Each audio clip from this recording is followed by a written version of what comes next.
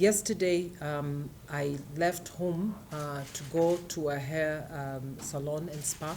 I was finishing up when I saw a lady that I noted came in very quickly, was wearing a mask and went out. I rushed to the gate to get in, and the driver was trying now to move out of the gateway into the main road of Agwing's Kodek when a black van stopped in front of us, and suddenly, like out of the movie, I saw two individuals coming to both sides of the door, and they were yelling at the driver.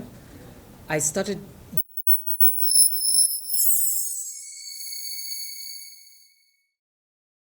Yesterday, I left home to go to a hair salon and spa just to have my hair done, which unfortunately won't be able to see much after the tussle. But once I reached there, I was finishing up when I saw a lady that I noted came in very quickly, was wearing a mask and went out.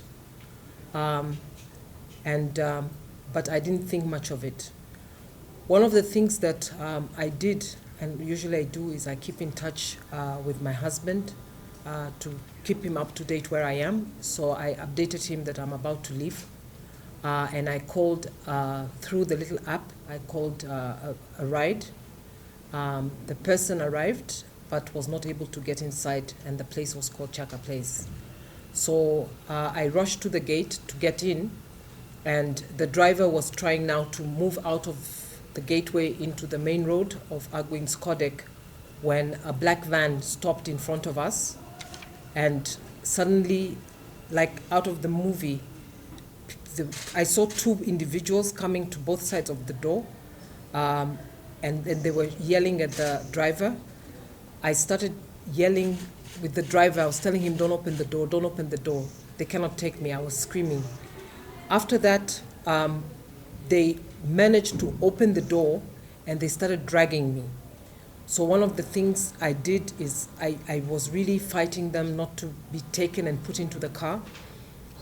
They dragged me. I do recall that I did a lot of kicking because they were trying to pin me down.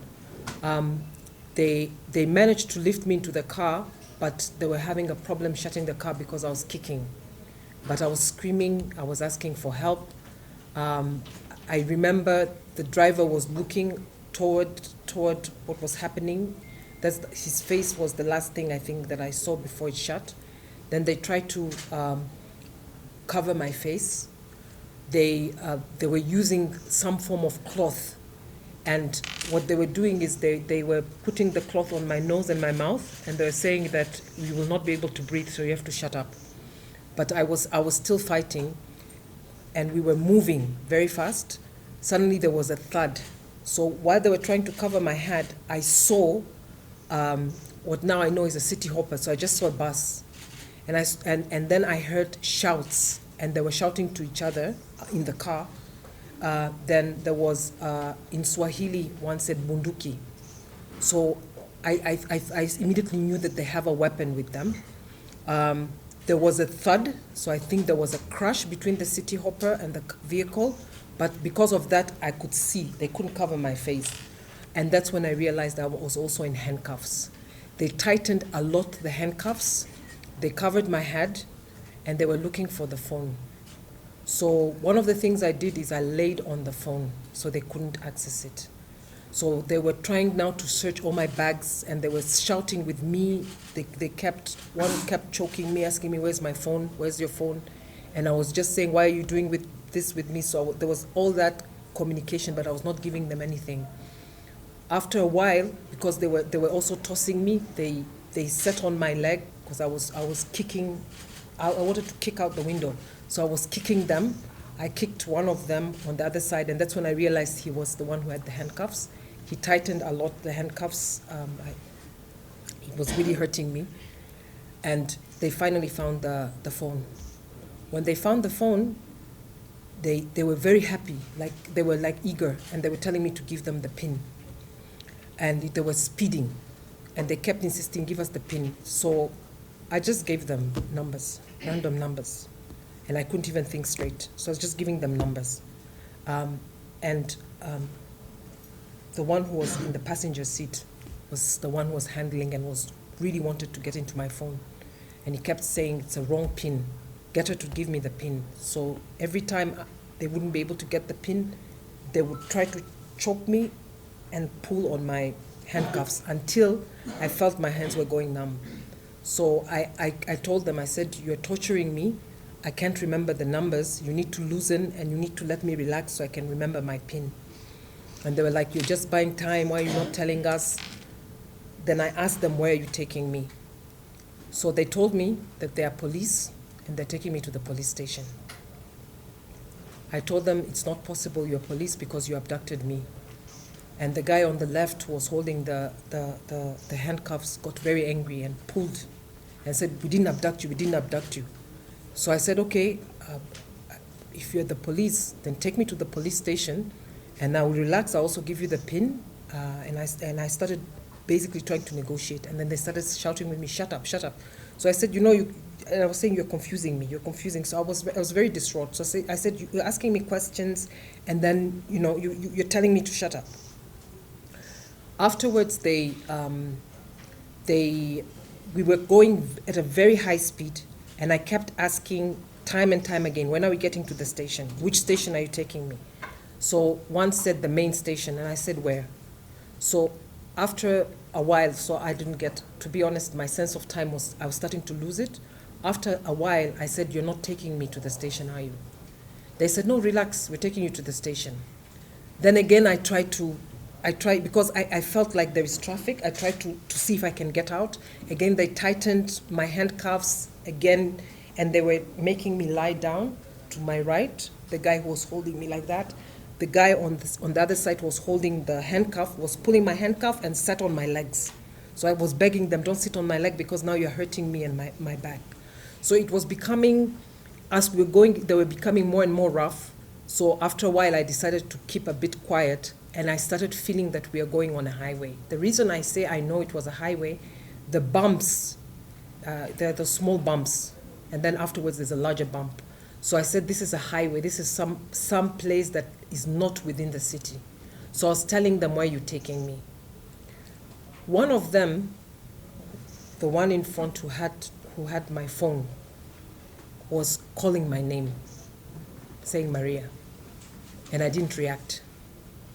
And he tried to speak to me in Swahili. I was not speaking Swahili. So I kept asking them, why did you take me? Then they said, can you confirm your name? But I didn't give them my name. So I said, but if you abducted me, you need to know who I am. Why did you abduct me if you don't know my name? And that's when the guy was again tightening and saying, now, give me your name. And I said, but you're torturing me for nothing. You took me. You need to know who I am. So we went and they stopped. After a while, I asked if I'm already at the police station. They told me to keep quiet, and they again put me down. They tried to get my head down. And in front, they got out of the car. It looked like they were either on the phone or consulting. I could hear sounds from far. We stood for a while, then again we continued with the journey. And I kept saying, are you taking me to the station? So the stops happened about, to my calculation, about 5 times. But I was getting confused with the time as it was going about 5 times. They stopped, and one was getting out. Toward the end, both the driver and the front passenger got out. They then also again told me to keep my head down, to keep quiet. Then the person from one side, and I don't know who it was, came to talk to the person who was holding me, whispered. I couldn't hear what they were whispering, and he covered my head with a jacket. So they were discussing something, and after that, I remember that we were going more, and eventually, what they were saying was that they're going to release me, but I must not look back. I cannot look at the car once they remove it, and I have to wait until I hear the car disappear. I didn't know what time it was. When I stepped out of the vehicle, I had to wait until at the door until they took it off. It was very tight. They took it off, and I didn't turn. I was very scared. What was for me very evident was they gave me the bag, the huge bag that I had, which had my salon things like my hair stuff and whatever. And I was very scared. I was clutching it.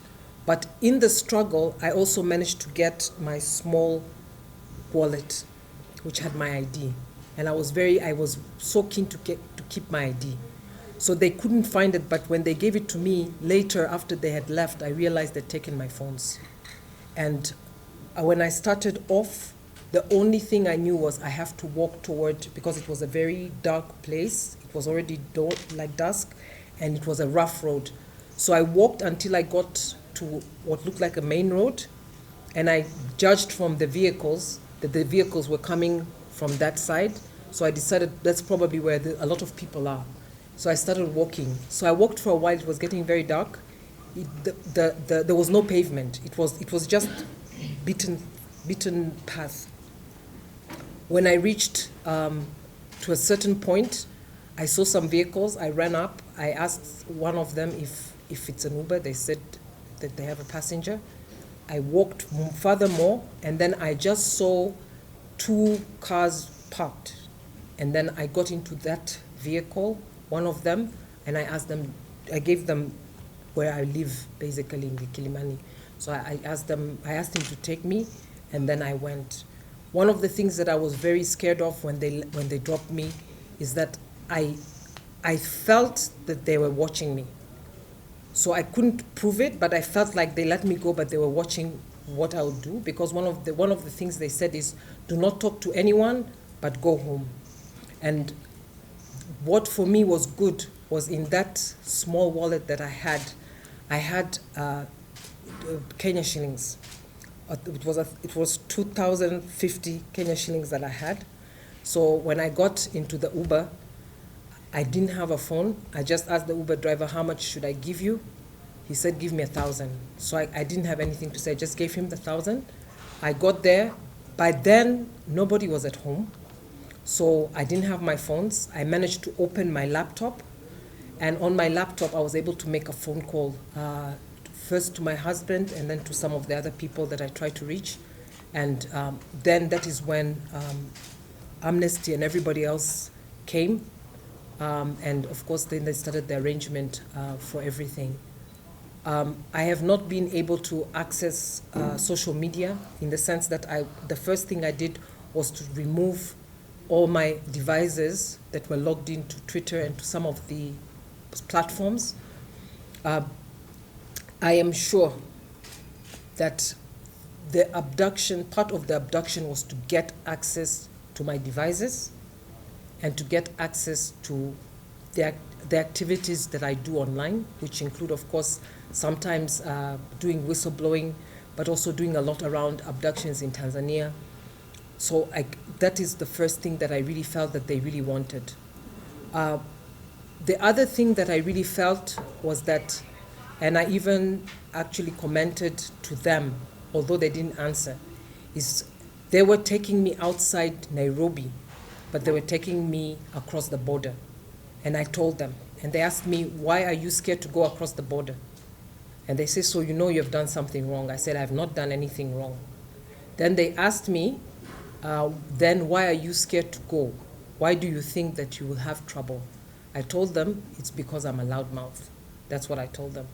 So they were evading questions, but my conviction is that at least one person was constantly speaking to me in Swahili.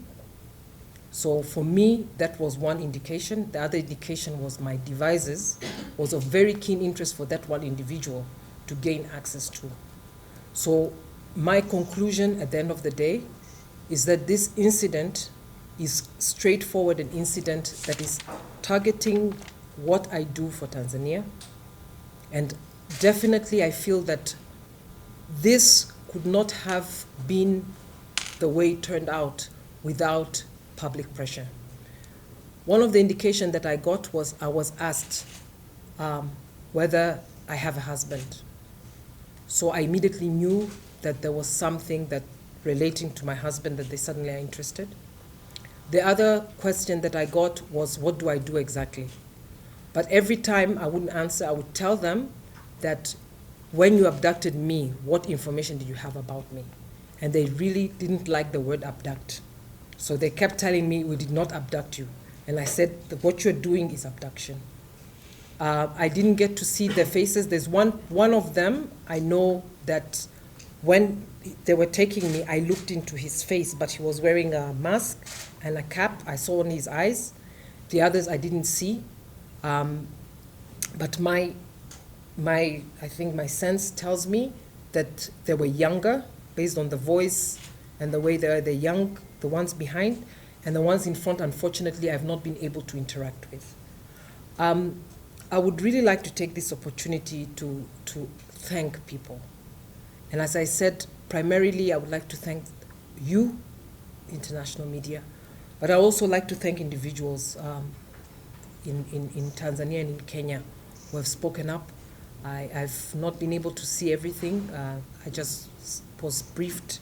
I'm aware that people like God Bless Lema and Tundu Lissu and Mnyika, some of the politicians in Tanzania, have spoken up. I'm also aware that there have been a number of individuals who have done a lot of activism in terms of calling people. But I also want to thank a lot the government and the embassies of the EU delegation and the US. And of course, I would like to thank all the human rights associations in Kenya, including Amnesty International, Amnesty Kenya, Law Society of Kenya, Defenders Coalition. Sorry, I have a list. Yeah. So I want to thank everyone, and I want to thank very much also the people of Kenya. I would like to take this opportunity specifically to thank the driver who was the one who came to get me, Eric. I would really like, once things settle, to meet him. He actually took the initiative and reported the case to the police, and immediately, within a short time, I'm told, it went out that I was abducted. I want to thank him because I'm sure he was intimidated, although I at that moment in time I didn't see. And I would like to specifically thank, I don't know who the driver is from the City Hopper, but he really confused them because he blocked that car, and he also knocked them. So I want to thank very much. I also want to thank specifically Kenyans. The kind of ownership they had about this, I didn't expect. I can only say thank you very much to Kenya as well. Thank you, Kenya. So why now? 2025 is a watershed year for Tanzania. There is going to be a general election where for the first time we're going to be seeing the citizenry more awake than ever before. There is a much more bigger awareness. However, the repression is getting very big. We have seen that the abductions have gone up since I would say 2 years now, but more in the past year. There's been a lot of abductions as well. Most of them have been politically targeted. One of the things that I've really fought for online, and I think it will answer to some of your questions, has been to shed light on abductions in Tanzania. One specific case that I know that I've done, and I've even filed with the UN, is of a young activist called Deusdedith Soka, but I've also done a number of abductions where continuously they have been reporting on the abductions. My feeling is that the Tanzania media, but not the mainstream media, but social media, have constantly been alluding that I am the cause for the ruling party CCM's demise, the unpopularity with the people. But it was more for me of a propaganda, but I think that now they're taking it more serious. But I also think that based on the fact that they really wanted access to my phone, I have a feeling that some of the things that I report on is now giving them sleepless nights. So that was one of the reasons they wanted.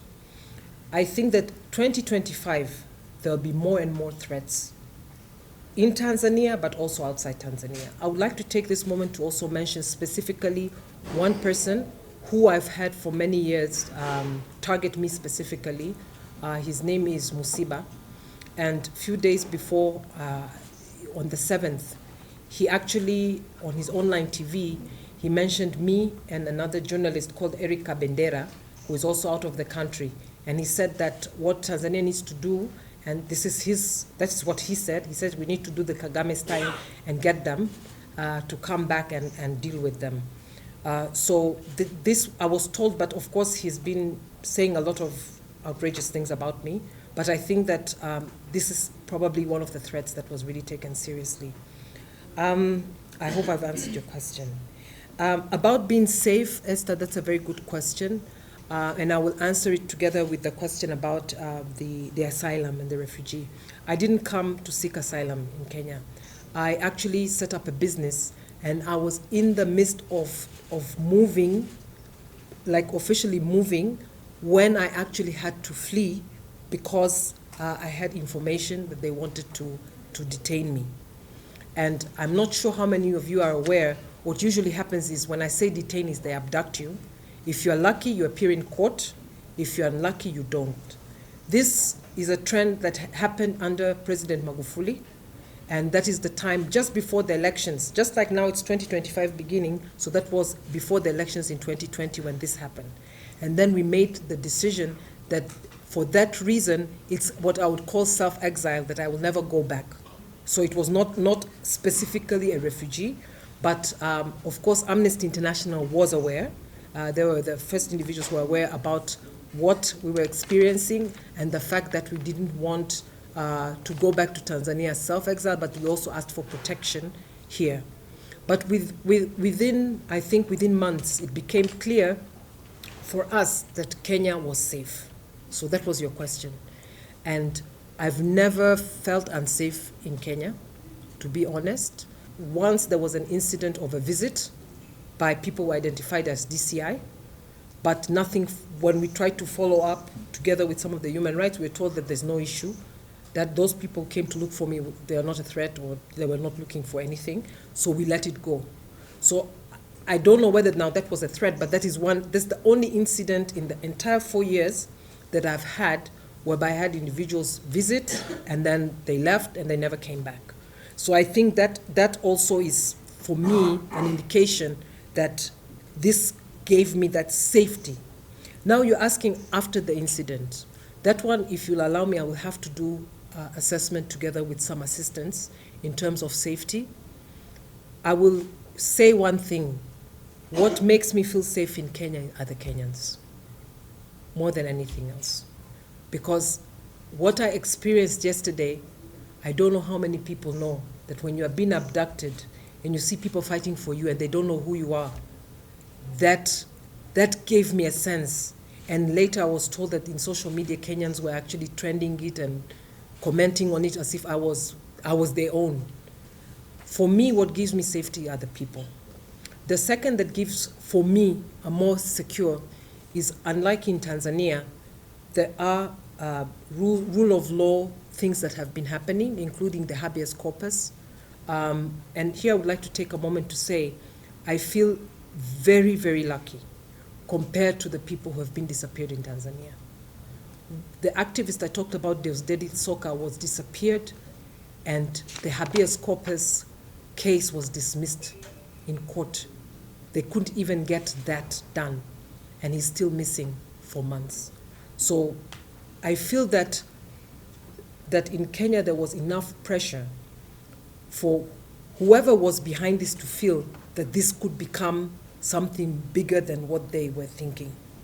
While I feel that in Tanzania that the spotlight is not there, I feel that in a lot of countries it's not there. So to your question, I still believe Kenya is safer in the region than any other. Could it be better? Definitely. I really wish Kenyans and the Kenyan government would understand, for some of us in the region, what it means to be able to have a place where you can a little bit breathe, just a little bit. I'm not asking for much, just a little bit to say that I don't agree with a certain thing. I think I answered your question on the asylum and how many people there were. 4. So 3 were the ones who got out of the car and were always moving around. There was the driver. At the last time we stopped before they released me, the driver also got out. And I was left only with the person on my right who was holding me and choking me most of the time. And he kept holding me all the time. So he never got out of the car. He was the one, I think, who was assigned to basically keep me there. And the driver, when he got out, that was the longest time they were gone. And I believe they were doing some consultations. The passenger in front is the one who I suspect, because was speaking to me in Swahili and my name and always wanted to get my reaction.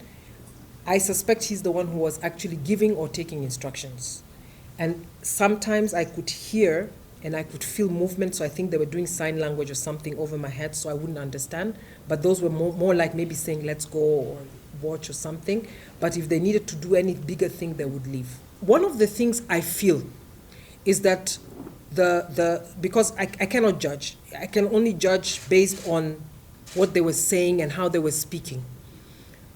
The ones at the back who were basically doing what I say, the manhandling, the handcuffing, the dragging, I think they were Kenyan because I didn't speak Swahili at all.